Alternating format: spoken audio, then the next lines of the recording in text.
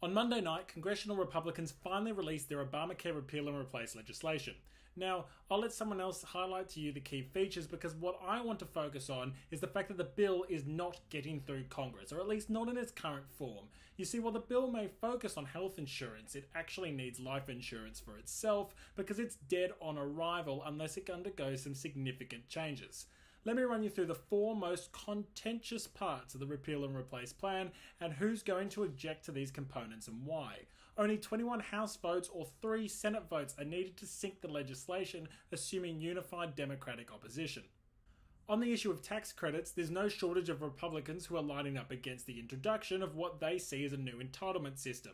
These include Reps David Brat, Justin Amash, and Jim Gordon, as well as senators such as Rand Paul of Kentucky, Ted Cruz of Texas, and Mike Lee of Utah. For seeing opposition around this particular issue, moderates have already suggested that this tax credit is phased out for upper income individuals, but that hasn't stopped opposition from conservative members of the House. However, due to the fact that tax credits are essentially funding the Obamacare repeal and replace legislation suggested by the Republicans, it's hard to see how they're removed. So this is more likely to be negotiated on rather than outright stripped from the bill.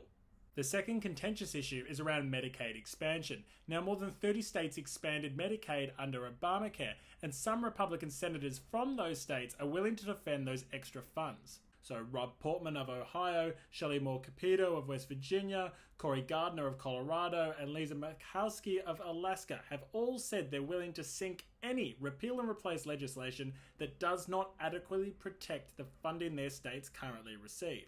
As a result, despite conservative opposition to maintaining the expansion, it's hard to see how this expansion isn't protected in any repeal legislation. Thirdly, there's the contentious issue of continuous coverage. See, Democrats never really liked the idea of using individual mandates to force people to buy health insurance in the first place. But the problem is that if only sick people buy health insurance, the cost will be sky high.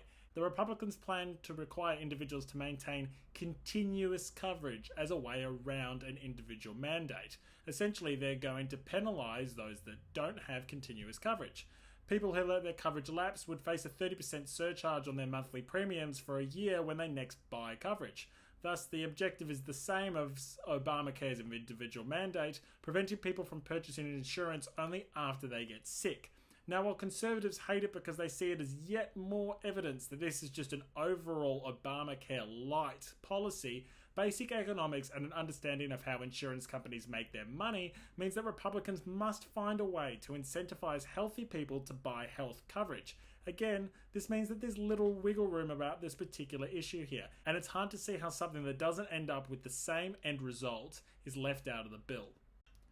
Finally, there's the thorny issue of defunding Planned Parenthood. See, Republicans have wanted to defund the organisation for years because they argue that federal funds effectively fund abortions, while funds themselves don't actually go to the practice. By covering the costs of other activities covered by the organisation, they argue that it's essentially funding abortions indirectly. Now, if you run on the assumption that Senator Rand Paul will vote against the repeal plan simply because of tax credits and Medicare expansion, you only need 2 more Republicans defecting to sink the bill. And on the issue of defending, not defunding Planned Parenthood, you have at least 1 and probably 2 Republican senators who are willing to cross the floor. Senator Murkowski of Alaska has already said she will not vote to defund the organisation, and Senator Collins from Maine has voted in the past to protect the organisation. These 2, combined with Rand Paul, would be enough to sink the bill in the Senate. Now, in saying all of this, I think Obamacare will still end up being repealed or replaced, or at the very least being significantly repackaged under Trumpcare. And the reason why this is the case is because of Donald Trump. Trump's portrayed himself as a deal maker, and this deal maker needs to make a deal to prove it. Obamacare repeal and replace would be a huge legislative win, especially if he can do it within his first 100 days. There's also more practical reasons around why a deal needs to be done. The Republicans will use a special procedural mechanism that will allow them to bypass the filibuster in the Senate, but the result is that the intended tax reforms can't be addressed until Obamacare is. This means that the remaining aspects of the Republican legislative agenda is essentially on hold till Obamacare is dealt with, and thus the deal-maker-in-chief, Donald Trump, needs to do a deal so that he can do others. And finally, there's the issue that Obamacare exchanges themselves are starting to collapse, and a huge crisis is just months away unless something is done to fix them. In short, if Republicans can't replace Obamacare, they have no choice but to work with Democrats to fix it. It really is just a binary outcome. These political and pragmatic factors is why I'm convinced that a deal will be done, but it will be exactly that, a deal. The bill itself, the one that Trump lobbies for and eventually signs, will be different from what was released on Monday night, so buckle up and get ready for a lot of noise as the negotiating process goes on. Thanks for listening to Black Swan Politics.